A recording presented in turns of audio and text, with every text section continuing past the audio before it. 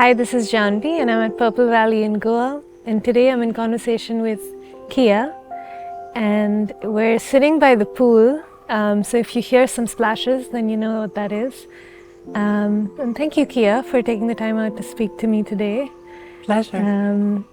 And I think I want to start by asking you something that's kind of a bit personal to me right now, which is that I'm struggling to find my original motivation for the practice, and I've kind of fallen a little bit into a space where I didn't remember the reason why I started, and I'm trying to reconnect with that. And so I would be curious to hear how, because you've been practicing over 30 years now, and did you have moments like that, and how did you keep the practice relevant to you through so many different phases of your life? That's such a good question. Thank you. I think that the motivation probably shifts depending on the phases that we are in our lives. So, but I've always been a spiritual seeker from childhood, a bit specific like that. And I try to, because I think you follow depending on your parents' culture, but my parents weren't specifically spiritual. So I tried to join church and this and that, but finally I ended up with yoga, and I got completely immersed. It was like, whew. So that was, I think, the kind of, you probably also had that for those first years where you just fall in love with the practice. And then you start, different obstacles arise and doubt. I think doubt is it is said to be one of actually I don't know how to express, but one of the hindrances that can actually throw us off practice altogether. So this is something that everyone meets, I think, in different ways. And the way I work with it now, it's very much in my sitting practice. I always include a moment to reconnect with my original intention for practice. And sometimes it arises as something quite clear, but sometimes it can also arise like a taste, a texture, or something that just... So I try not to let the motivation be something that I apply from the outside, but something that I listen for arising from within. I think of it like a resonance or a frequency that I connect with. Because otherwise I think we can often end up with a motivation that feels like a resolution, another thing that we have to sort of accomplish on our to-do list. But I find that I need those quiet moments of sitting to reconnect with that frequency. And I need to do it daily. So I don't know if that answers your question. It does. I think, the sitting before, and my question was mostly about the asana practice. So I think the sitting before does help to come into that. Yes. Because then you don't just start on a kind of confused note. No. But are there days that you don't hear a resonance? You're not feeling resonant. Of course. And then what do you do? I find it's very important, and this is very much part of how I also share the practice. And that is to have specific dedicated time for interoception. For listening to the body. So before I even come up to Samastitihi, I take quite ample time for first sitting, but then also I call it to warm up. But often people, when they think about warming up, they think about lying in stretches. Is that not what I do? But it's more about mobilizing and also finding, coming into the different joint spaces, feeling really into my body. And I find that in our yoga culture, that component is often missing because we're so focused on practice techniques and the mechanics of practice and achieving certain postures.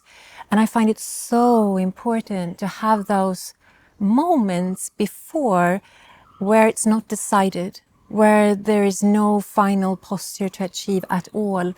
And usually then while I'm investigating, the warmth and the glow begins to enter the body. So once I do come up to do my mantra, I feel more embodied if you see what I mean. I'm more also in connection to earth and to my surrounding. So I think that might be something quite helpful to work with. Right, right. And I mean, just to clarify, so it's just sort of like a free movement that you do before you begin the practice, just to... It's not completely free movement, I must say. Yeah. They are very specifically designed to sort of, in a very healing biomechanical way, how the joints function, spiraling through the spine. I don't believe that like your first sun salutation, often people do it over poker straight legs and then hoisting themselves up into full upward facing dog as a first movement that is, I find, too violent on the body. So it's very much movement that sort of awakens the spine, awakens the core. I even work a lot with the hands before I begin, with the joints and so on. And I just find that my practice has a completely different tone afterwards, both in terms of listening, but also that the body is really grateful for that moment of care and warmth. So warming up is really about creating an inner warmth, a sense of metta, friendship with your body. Okay. And I'd be curious to also hear where maybe the influence for some of these practices came to you from, because I think we see Ashtanga is seen as a very, or generally approached in a very kind of, not rigid is maybe not the word, but like there is not so much space for this fluidity. So sort of, I'm curious where the influence for you came from and at what point in your journey maybe you felt this need. Yes, I think I was for many years, in the 90s, and I was very much doing the practice as it was presented at that time. And remember, back in those early days, there was very little sharing around biomechanics or even the other aspects of Ashtanga. It was very much focused around the asanas only. And as I mentioned, I am a spiritual seeker, and I think spirituality lies within the body as well. So after a while, once you've moved through the advanced sequence, you realize that more asana is just more asana, I think.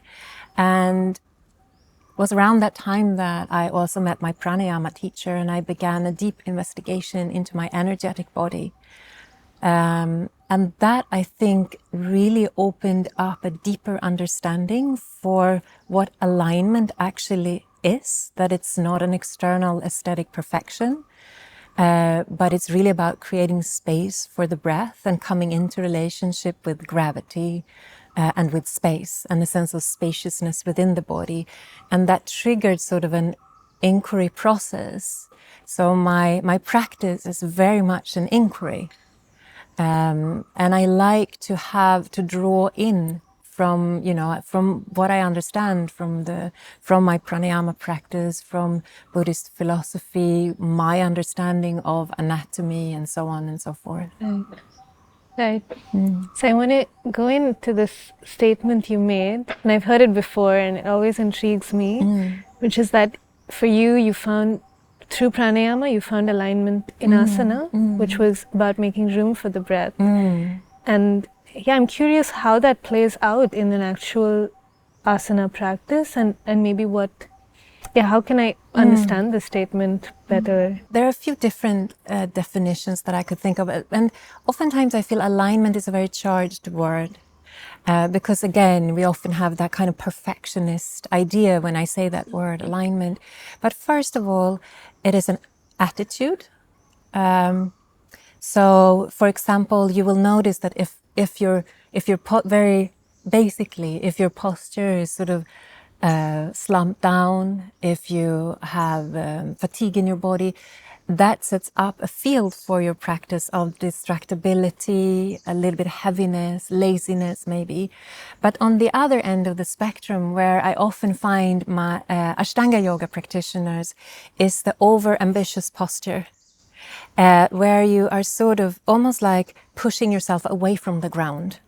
Right? You are in a little bit of a lock and hold position. where there isn't much room for the breath gets very constricted in that attitude, and the mind tends towards rigidity and clinging. So we can think of alignment as that kind of feel that you are setting yourself up in your practice. So that's one, perhaps more psychological aspect. But then also, alignment is not some esoteric concept. Alignment can very easily be tested. So it is the impulse that travels, along the bones, across the joint spaces, and through the body. And if that line of impulse is broken or disrupted, then there would be a sense of wobbling or instability or maybe tension in the body. Whereas when you feel, when that line is in harmony with ground, gravity, and space, it's almost like I could not push you off your center even if I tried. So it's also, the Japanese wisdom traditions talks a lot about the hara and the center of the body, but you can really find it through your asana practice. And you also it's very clear then that the breath becomes more spacious. So this is actually something we will do now in our class next week, work on that. I'll try to make it for that. Yeah, because I always, if I find my breath is constricted in the practice, I'm always focusing on the breath, so on the chest area and trying to get the air there. But then, yeah, maybe I will try also focusing on, like you said, the entire line and then coming into the chest. I think the best kept secret about the breath is that it has everything to do with our relationship to the ground. So as long as we are in this kind of lock and hold relationship to the ground, the breath becomes constricted. And this, is very clear when you see it. So oftentimes I think for Ashtanga yoga is a very rigorous practice. So that's also a reason why stepping back, warming up, taking some moments to find your anchor and your own relationship to the ground, without you having to think about 4 million alignment cues, it will begin to open up from that relationship, if you see what I mean. It doesn't have to be too complex. Yeah. And you also spoke about the impulse and connecting with the impulse and letting that move you. But it can be lost a lot, especially when you do the same sequence every day. It's just, there's no impulse there as such, because you know what's coming. And like even for me, maybe also the part is to break out of the habit that I've fallen in, to see the practice afresh. And that's kind of my challenge right now. So how do you connect to impulse in a practice that's the same every day? I think as an Ashtanga practitioner, we need to be specifically creative with our practice, because we, in itself, the method is beautiful, but I look at it more as a roadmap, if you like. So it's one invitation to explore the landscape. And I really love that map, that we all can also share the same map, because otherwise if we came into the Mysore room and we all were working from different scaffoldings, if you like, it would just be a chaos, right? So I look at it as a map, but it's really important that I think what happens is that we get fixated on the map and we stop looking up at the actual landscape. It's like we're following our GPS, after this comes this, comes this. And in that mode, we frequently override the signals from our body. And I think it also has very much to do with accomplishment and speed. So if we have this idea that I have to press in all of these postures into this time frame that I had, that also triggers that autopilot even more. So what can be really interesting for an Ashtanga yogi is sometimes to choose a segment of your practice and really explore that deeper from many different angles, if you see what I mean, rather than just going through the exact same sequence. I also find it in my own body as I age, that doesn't ring well with the body as it ages, to do exactly the same in the same way. I also find that I don't learn anything like that. because the body, once it knows exactly, it stops learning. And I want each posture to be a question rather than a ready-made answer to repeat each time I practice. I mean, if you already know the answer, what's the point of repeating the question? Yeah. I like the analogy you made of like getting lost with the map and you forget to actually look where you're going. Yeah. Because it does feel like that sometimes. Like I reach a pose and I don't know how I got there. 'Cause I've just been going through the motions, and I think that's very something to think universal. about. I think you have many people feeling like that, myself I can included. imagine. And so you also, at the beginning of the retreat, ask your students to take a pledge to honor their internal sensations over everything else. And now that I'm speaking to you, maybe it's like an effort for them, like an invitation for them to build that interioception for themselves. So, why is this so important and so integral to your approach, and where did it come from? Thank you for bringing that up. Yes, because I think very often when we walk into a yoga room, we think that we are expected to hand over the custody of our body to our teacher. And asking my students right up front from the beginning to honor their felt sense first, above any mental constructs that they have about what is the correct method, what is the final pose, and even my instructions. And I say that specifically. That gives room for them to, even within a large group setting, as we are here, to care for their own individual experience at all times. But that is really a challenge because it's not how most of us are programmed, right? And I think in the speed that we are expected to work, to live, to parent, we are so used to overriding our signals and go when we need to rest, or, like just to get through our day. And it's so important not to bring that mindset onto our yoga mat. So for me, that is really important. And I wish that everybody made such pledge with their students before each and every class. Because I think just having clarity around who decides about their practice, we would save so many injuries in yoga. Because it's not only, if the teacher always knows best, then that also communicates a distrust in the student's own perception and internal signals. It's almost like if the teacher knows best, then I'm expected to override because I'm handing it over to the teacher, if you see what I mean. So I find that is very, very important. And I would think also that when that skill or that kind of practice develops, then it empowers you to adapt your practice with time. Like you said, as you aged. Because the question I had was, how do you know what to change? But I would think if you can start to trust that internal sensation. And another pledge I ask them to do is to never push into pain. And that's also something that it sounds so obvious, right? You're practicing, of course I should. But once I actually took that to heart, not even the littlest pain, it transformed my relationship to the practice, and I got the joy back. Because all of a sudden I had that permission to investigate, and the body is a mystery.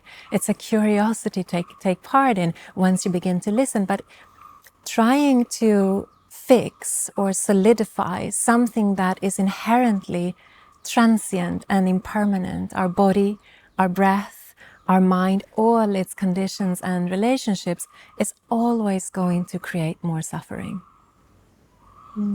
So I think that is actually maybe the biggest part of our practice, is how much are we able to compassionately embrace the shift that happens in our body.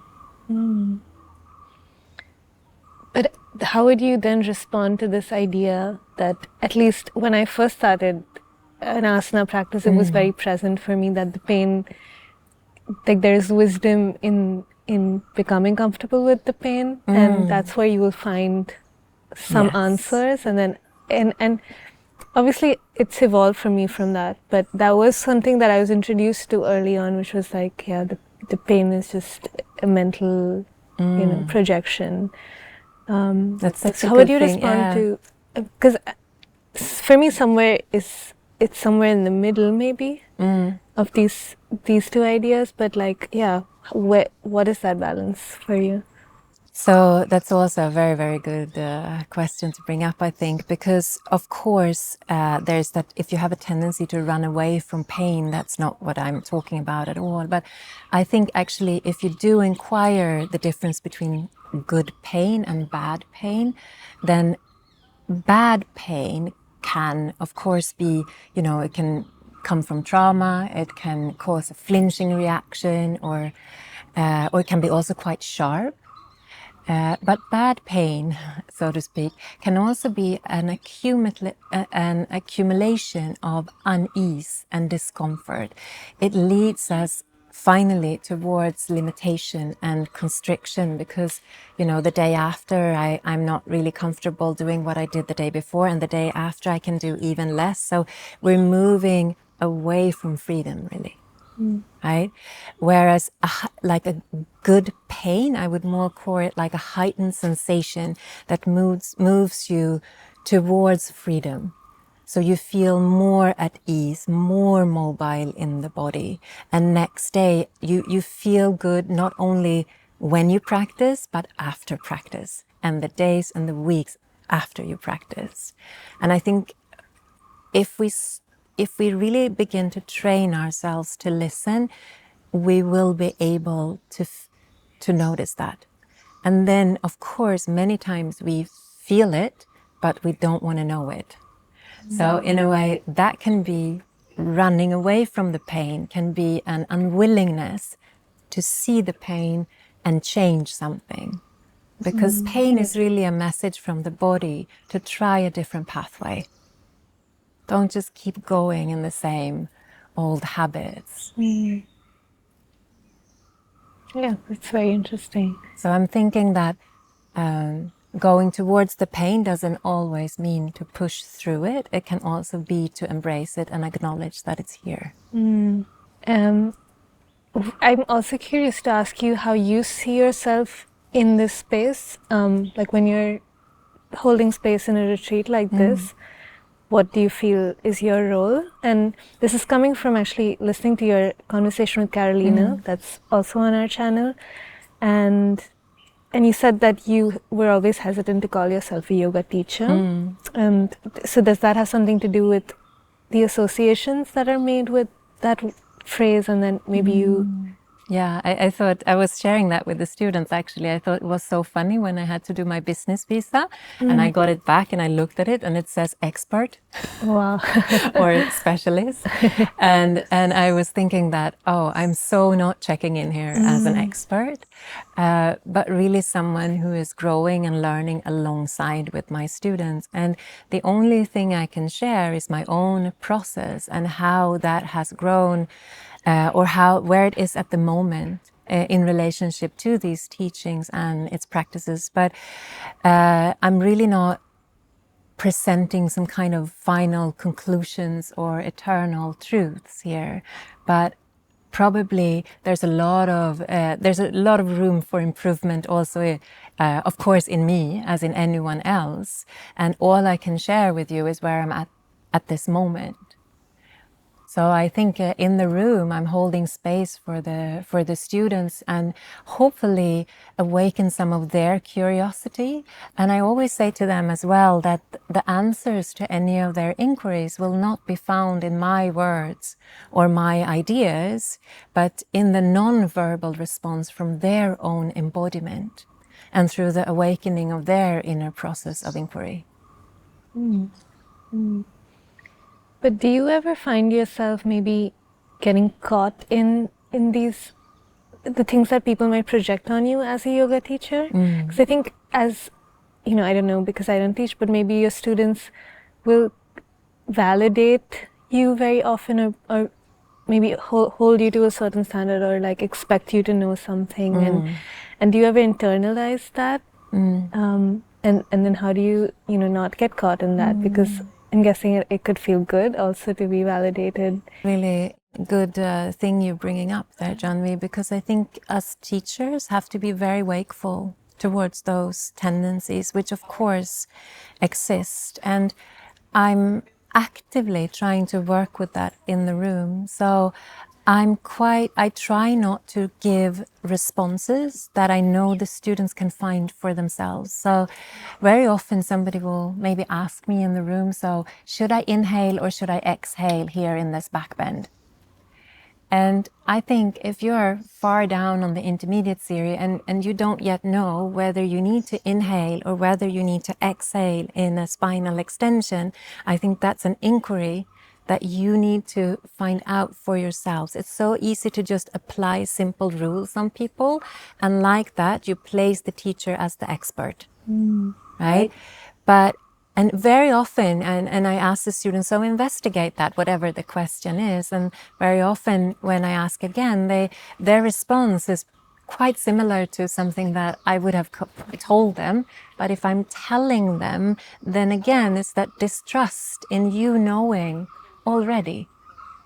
So I think it's a really important thing to be aware of in the room. So thank you for bringing that up. Yeah. And I think something else I wanted to touch upon in your approach was the idea of, I think, the compassionate inquiry into the body, and maybe that comes from some Buddhist ideas. Yeah. And so, at which point, again, in your journey, did you feel the need to bring that or explore that for yourself? And did you maybe think it was missing for what in the traditions you were already exploring? And I just want to understand how that happened. So just moving out of the sun a little bit.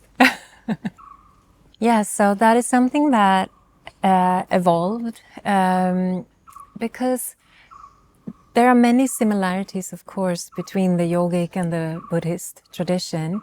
I find, though, that specifically the Patanjali Yoga Sutras, but it's very much directed towards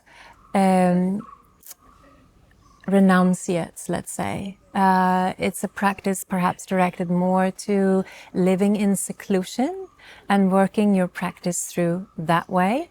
And what I felt really resonated with me in the Buddhist teachings is this idea of compassion, and that I cannot be free until all beings are free. So at the end of each practice here, we dedicate our merits to all beings without exception. And that is something that, of course, can be found within yoga as well, but I don't think it is as expressed, and the teachings are perhaps not as elaborate and as in-depth as practices in their own right, if you see what I mean. And that is something that I really bring with me into the yoga practice. Yeah, that makes a lot of sense. Yeah. Well, thank you, Kia. It's been lovely speaking with you today. Thank you so much. Yeah, thank you.